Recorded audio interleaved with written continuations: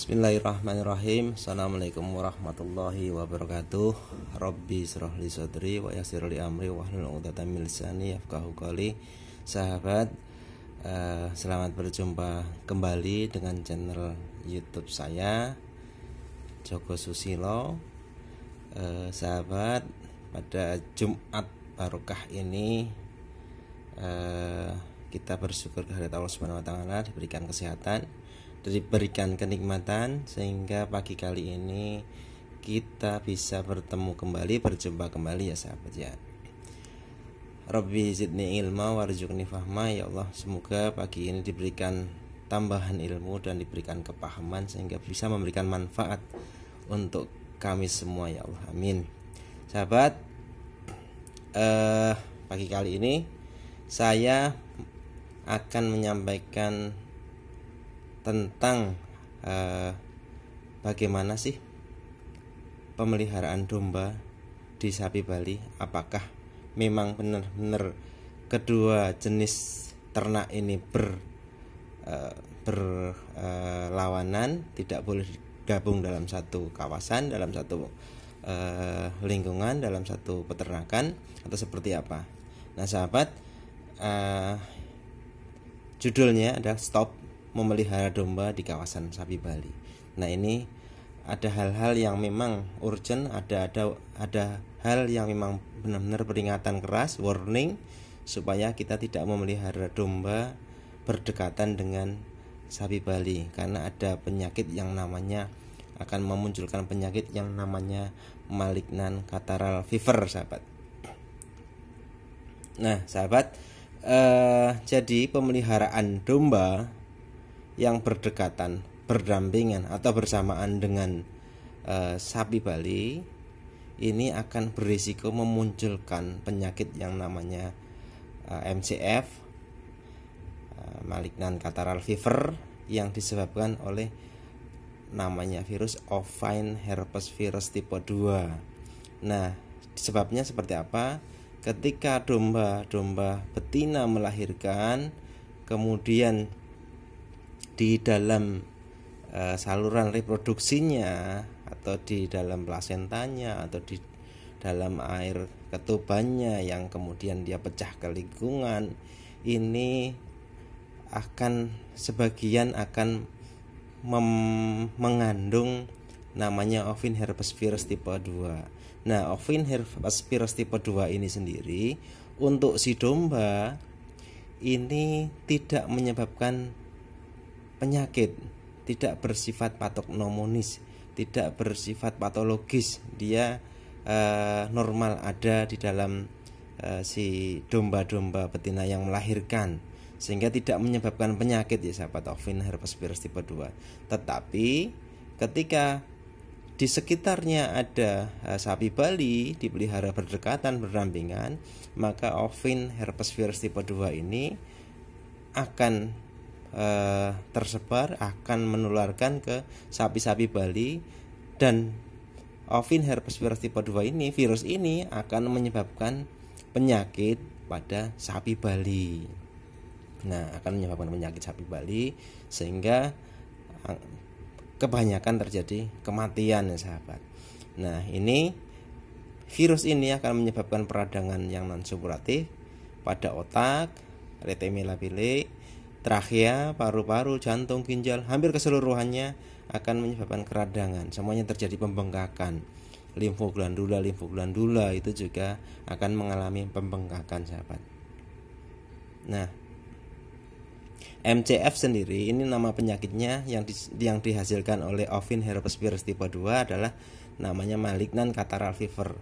Kita lihat catarrhal ini kita samakan saja dengan bahasa kita, yaitu katarak, yaitu di matanya nanti akan terlihat selaput berwarna putih, berwarna keruh, atau menjadi kelabu seperti itu katarak. Nah, ini salah satu tanda cirinya, yaitu penyakit yang menular, serius, dan bersifat fatal, terjadi pada keluarga Bovidae atau Cervidae, yaitu sapi yang berisiko sapi, terutama sapi Bali, kerbau, bison, rusa, dan berbagai spesies Swidae. Nah, MCF sendiri ini menimbulkan kerugian ekonomi cukup tinggi pada hospes tersebut. Penyebabnya ada dua secara umum, tapi gejala klinisnya sama, yaitu Alsilapin herpes virus tipe 1 atau Ovin herpes virus tipe 2. Yang lebih banyak ditemukan adalah Ovin herpes virus tipe 2. Nah, penyakit ini bersifat sporadis, cepat banget menularkannya dengan tingkat kematian yang sangat tinggi, bisa mencapai 100%. Walaupun ada beberapa kasus yang terkena MCF ini mengalami kesembuhan, sahabat. Nah, sahabat, ini adalah peternakan domba yang ada di waktu itu saya ambil di Jepang. Kemudian mereka digrazingkan, digembalakan di padang-padang rerumputan seperti ini. Nah, risikonya ketika ada domba-domba betina melahirkan di lahan penggembalaan, kemudian di sisa-sisa atau di bekas-bekas tempat melahirkannya itu dia akan mengeluarkan Ovin herpes virus tipe 2 di lingkungan, di lahan penggembalaan. Nah, ini ketika rumputnya pertama bisa tertular ke sapi Bali. Ketika sapi Bali masuk, kemudian dia mengkonsumsi rumput bekas di sekitar bekas tempat melahirkan, atau di beberapa penelitian menyebutkan Ovin herpes virus ini dapat menular melalui udara. Bahkan beberapa referensi menyebutkan berjarak 3 km pun masih bisa menularkan. Contoh, ketika di sini ada peternakan domba, kemudian 3 km jaraknya ada peternakan sapi Bali, ini akan berisiko menyebabkan MCF. Nah, kemudian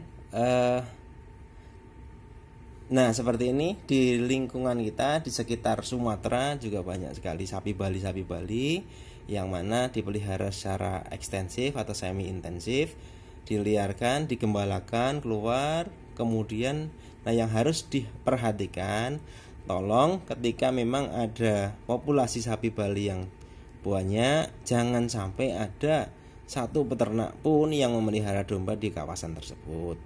Itu ancaman besar, sahabat ya, karena di salah satu kabupaten dulu kami lakukan investigasi, terjadi kematian yang cukup banyak di sapi Balinya hanya karena ada salah satu peternak yang memelihara domba. Ketika didiagnosa laboratorium, itu hasilnya adalah penyakit MCF tersebut, sahabat. Nah, ini mohon diperhatikan, mohon disampaikan ke peternak. Walaupun sebagian besar peternak sudah mengetahui hal ini, tapi mohon lebih diperjelas lagi untuk generasi-generasi peternak milenial dan yang mungkin belum tahu tentang hal ini. Nah, MCF sendiri ini terjadi keradangan limfproliferasi. Cirinya kalau di pengujian laboratorium di mikroskopis ini adanya keradangan dari pembuluh darah atau vaskulitis, terjadi lesi mukosa dan segala macamnya. Nah, bentuk-bentuk keradangannya bisa yang benar-benar akut, cepat, atau yang bisa bersifat kronis di tipe kulit. Pengujiannya seperti apa? Pengujiannya itu berdasarkan pada gejala klinis yang ada. Kemudian ketika memang kondisi sapinya masih hidup, bisa kita lakukan ambil darahnya atau ambil swabnya yang ada di hidung, ada di mata dan segala macamnya, atau di feses, ini untuk swab PCR terhadap MCF. Atau ketika terjadi kematian, kita bisa uji histopatologi yang dilanjutkan dengan imunohistokimia terhadap Ovin herpes virus tipe 2. Kemudian masa inkubasi penyakit ini sangat singkat, biasanya kurang dari 1 minggu, dan memiliki keganasan yang luar biasa, sehingga tadi saya sebutkan kematian bisa mencapai 100%. Penularannya seperti tadi, bisa kontak langsung, bisa dari sekresi hidung atau melalui udara. Sehingga ketika satu sapi Bali terinfeksi, kemudian dia tidak segera dipisahkan dari populasinya, dia akan sangat mudah menularkan ke populasi yang lainnya. Sehingga ketika memang ada gejala-gejala tersebut, kita langsung pisahkan sapi Balinya, kita tangani, kita treatment, kita jauhkan, kemudian kita isolasi sehingga tidak menularkan ke populasi yang lainnya. Nah, ini tandanya seperti ini, sahabat ya. Gejala klinis biasanya hampir semua infeksi yang virus itu menyebabkan demam, dan hampir semuanya yang menimbulkan demam pada sapi bunting rata-rata menimbulkan keguguran. Ini tapi tergantung tingkat keparahan demamnya. Kemudian kita lihat ada lendir kental dari hidung, biasanya warnanya kuning, hidungnya juga kering, ada lendir dari mata juga. Nah, kemudian ini baru kita juga akan pelajari apakah lalat-lalat yang nempel di lendir-lendir tersebut ketika dia terbang kemudian hinggap di sapi-sapi yang lainnya akan bisa membawa juga. Ini butuh penelitian lebih lanjut.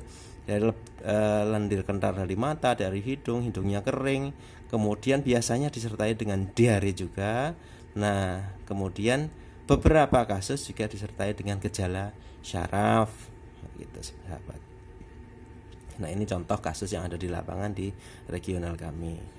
Nah sahabat, karena saya di patologi, ada beberapa kali kami menguji tentang MCF ini. Jadi dia lebih spesifik terjadinya adalah akumulasi limfoid di sekitar pembuluh darah atau yang disebut dengan vaskulitis tadi. Ini adalah ginjal, virusnya sudah masuk ke ginjal, kemudian di ginjal juga vaskulitisnya lebih nyata. Ini sel-sel limfoid yang mengelilingi pembuluh darah, kemudian juga menginfiltrasi sel-sel lainnya di tubulus, di glomerulus dan sebagainya. Nah ini di hati, ini jelas sekali. Ini adalah vena hepatica atau vena porta. Nah ini dikelilingi oleh sel-sel limfoid yang cukup banyak. Ini sangat menciri sekali sahabat ya. Jadi ciri utamanya, ciri patognomonisnya adalah vaskulitis, yaitu adanya sel-sel limfoid karena non supuratif, sehingga di sini didominasi oleh sel-sel limfosit, bukan sel-sel neutrofil sahabat ya. Nah ini mengelilingi pembuluh darah, sehingga sel-sel radang ini ketika mengelilingi pembuluh darah maka disebut dengan vaskulitis atau radang pembuluh darah. Ini juga seperti itu, jelas sekali. Ini arteri, kemudian ini vena. Ini dia mengelilingi dari kalau di arteri namanya arteritis, kemudian di vena ada namanya plebitis, kan seperti itu. Jadi tapi intinya dia adanya sel-sel limfoid mengelilingi pembuluh darah. Itu yang disebut dengan vaskulitis. Dan sel radangnya adalah sel-sel limfosit atau limfoid sahabat. Nah ini di paru-paru juga seperti itu. Ini di bagian pembuluh darahnya, kemudian sel-sel limfoidnya mengelilingi pembuluh darah. Kemudian biasanya kalau dia terjadi di bronkus, biasanya terjadi pelebaran atau hiperplasia dari makrofag alveolernya. Kemudian di paru-paru juga seperti ini. Kalau sudah tingkatannya parah, biasanya ditemukan trombus. Ini adalah trombus ya sahabat ya. Ini pembuluh darahnya, ini trombusnya. Jadi darah itu sudah mengalami penggumpalan, sehingga sudah lebih berat lagi, dia tidak akan mempercepat kematian sahabat. Nah mungkin itu sahabat yang bisa saya sampaikan. Terima kasih. Intinya pertama, memang benar-benar mohon untuk dihindari pemeliharaan domba berdampingan dengan sapi Bali, karena memang berpotensi besar, berisiko besar menimbulkan penyakit yang namanya malignan catarrhal fever tadi dengan tanda gejala klinisnya. Ya pencegahannya hanya itu saja, jangan memelihara domba di populasi sapi Bali, dan mohon untuk lebih hati-hati lagi di daerah-daerah yang memiliki populasi domba cukup besar, contoh mungkin di Jawa Barat, kemudian di Jabodetabek. Ini lebih hati-hati lagi juga nanti ketika momen-momen Idul Kurban, supaya di momen-momen Idul Kurban ini benar-benar menjaga hadirnya sapi-sapi Bali yang untuk kurban. Nanti lebih hati-hati lagi, jangan sampai kasus MCF ini muncul pada sapi-sapi kurban, karena sapi-sapi ada mobilisasi sapi-sapi dari Bali, sapi Bali atau dari wilayah timur ke Jabodetabek, sementara di wilayah Jawa Barat, kemudian Banten, mungkin populasi dombanya cukup besar. Ini berisiko menyebabkan penyakit yang namanya MCF. Nah, sahabat, mungkin sekian dari saya. Terima kasih. Mohon maaf apabila ada kekurangan. Assalamualaikum warahmatullahi wabarakatuh.